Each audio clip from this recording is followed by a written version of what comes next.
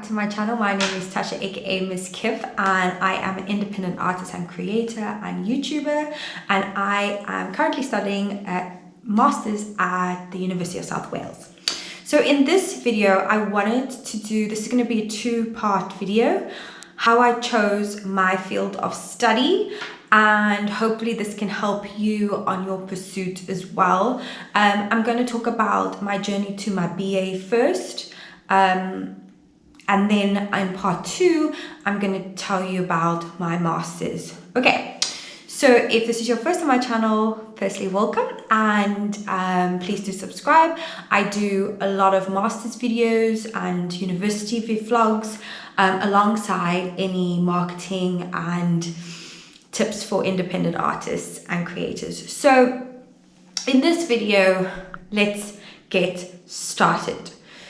So I decided my journey with academic, actually when I was in 2008, I matriculated, which is equivalent to the UK A-levels in South Africa. I got a distinction in mathematics, and I wanted to actually study to be a biomedical. I wanted to study biomedical sciences in Oxford or Cambridge, but unfortunately my education took a bit of a dip. I didn't know the ground rules before coming to the UK, and I was classified as an international student, and I had no funding behind me. Now I am half British, half South African, but I grew up in South Africa, moved over here when I was 18 years old, and I didn't realize you have to live in the country for 3 years in order to get the benefits of getting UK funding. So if you have a British passport, you are entitled to the UK funding, but you have to stay a minimum of 3 years in order to gain that funding first. And also, if you are a UK citizen, you've got access to 3 years of undergraduate grants and study fees. Super easy. If you want to know more about that, please comment down below. I'll happily help you. So firstly, I first applied to all the universities possible. Obviously Cambridge and Oxford were my first choice, and then Kingston University, but I got declined with everybody, and I actually ended up messaging Kingston University saying, look here, I've been declined everywhere. I don't understand, my grades are pretty good. What can I do to get in? So they referred me to doing a foundation course, which I did at the University of Birkbeck, which I had to do biology and chemistry again. I ended up getting a distinction, and I applied again, round 2. And that was a whole year later. A year later came, I got declined, except for one university, which was Oxford Brookes University, which I got accepted in, but then I was classified as an international student. So I was devastated. I ended up saying, do you know what? I can't be bothered. I'm going to just carry on with my career and see where I land up. Upon this journey, I was DJing. I found DJing, and I was DJing quite a bit. But one of the things is I didn't really know the theory behind it. I just did it because I like music. I could DJ quite good in my opinion, and it was enjoyable, but the fundamental theory behind it I didn't know, and I didn't know where to know, because if you should try to ask any DJs or producers on where to go and what to do, they will say, oh, you know, you just do your own research. It wasn't very much of an inclusive situation, and there weren't many females around either at the time when I was DJing. This was 2011. Okay, so fast forward to 2018. Well, let's back it up a bit. 2015. My ex at the time went for an open day at SAE in Liverpool, and actually I didn't know institutes existed like this. So SAE lands up having a 2-year accelerated BA or BSc in audio production, which you learn how to, basically you learn everything got to do with film sound, audio engineering, game sound, and then you can pick electives, whatever you want. But basically you also have electronic music production. So, and you can do a BA with it. So I was like, whoa, this is pretty awesome. So I asked them over there, I was like, what do you need to get in? They were like, you just need your maths and your English. And I was like, well, I've got a distinction in maths and English. Well, I'm not in English. I've got a distinction in maths and I've got my grades for English, which is fine. So at the time, I didn't action it because I was happy where I was at that minute, but it planted a seed in my mind. 2 years later, I landed up breaking the relationship.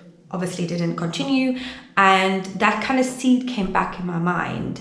So I landed up seeing that there was an SAE in London, so I booked an open day, and I landed up applying to get into I applied for funding and then applied for the SAE as well. And I also applied for the scholarship. So SAE had a scholarship which gives you a third of the tuition fees, and I got a maintenance grant and also a student loan, which is fantastic. I'd only had to do 2 years rather than 3 years. And to be honest with you, I am very grateful that my biochemistry didn't work out. I feel like at the time I would have enjoyed it, but eventually I feel that my creativity would have wanted something more. So my BA journey actually took from when I finished high school in 2008. In 2010, I did a 1 year gap. Well, 2009 to 2010, I did a gap year, which I highly recommend. It's just a great way to explore. I went obviously overseas, which is in London I spent. And then I went to au pair and just got to just experience life a little bit.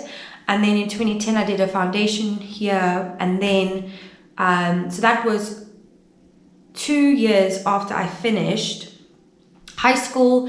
And then I had to wait from 2011 to 2018 for me to actually get into university. Also, I applied in Liverpool to study physiotherapy, but they declined my offer because they said I needed a little bit more work experience, but I was doing yoga at the time, which I felt was pretty good for work experience. But they didn't accept me. And to be honest with you, at that stage, I felt a little bit frustrated. So I definitely, when I got into SAE, I knew it was meant to be because there was no stumbling blocks. Why I chose my field is I had the talent, but I didn't have the knowledge behind the talent. And that for me was something that I'm a very logical person.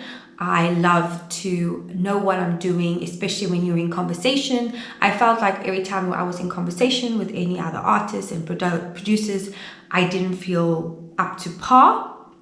So I decided to put myself in education. But not just that, I actually wanted to learn how to produce.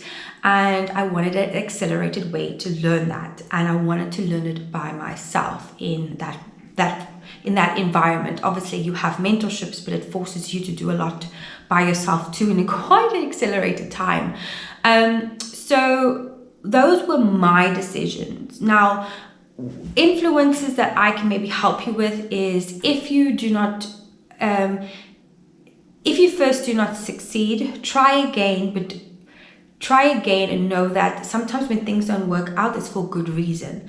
Personally, I've experienced a lot of people doing degrees and they just don't do anything with it now, and you've got all that debt to pay off. So one of my personal experiences is that if you are creative, there is a degree out there for you. And know that once you get a degree, a BA, BSc, doesn't matter, any of that can allow you to go into a master's. And a master's, you don't have to be in the same field, which was to my surprise.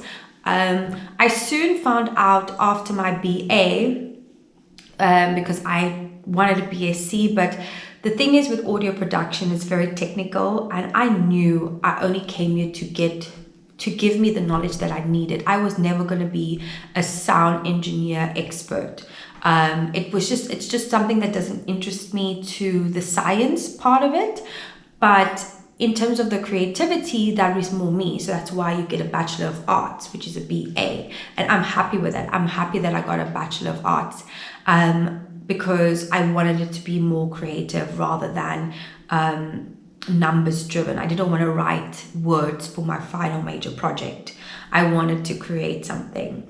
So yeah, that's the reason why I chose my field of study. And what I will say to you is make sure that you're doing it because it's something that you love and you're going to invest in, and something that you're going to use for yourself. And the great thing about audio production is that should I want to change my career for any reason in film sound, or it was such a versatile way to get a degree, because it gave me music production, but it also gave me audio production where I can do podcasts. I can be like a sound recorder, see if I wanted to. I'm qualified to do so many roles, and that's what I wanted.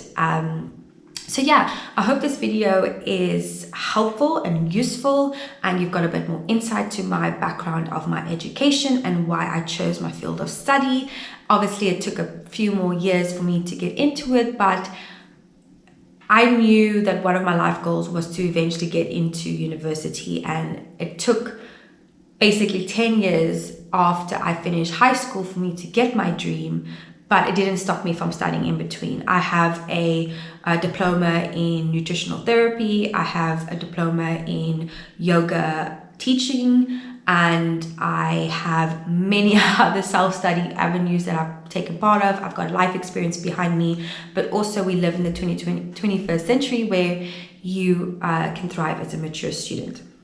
So if you like this video, give it a thumbs up. If you want to know anything more about being a mature student, let me know in the comment section below, or if you would like any advice in potentially choosing your field of study, maybe I can help, or maybe I can guide you further. Anyway, if you like this video, give it a thumbs up. Please do subscribe and check you for part 2, where I talk a little bit more why I chose my master's in strategic and digital marketing. Okay, bye bye.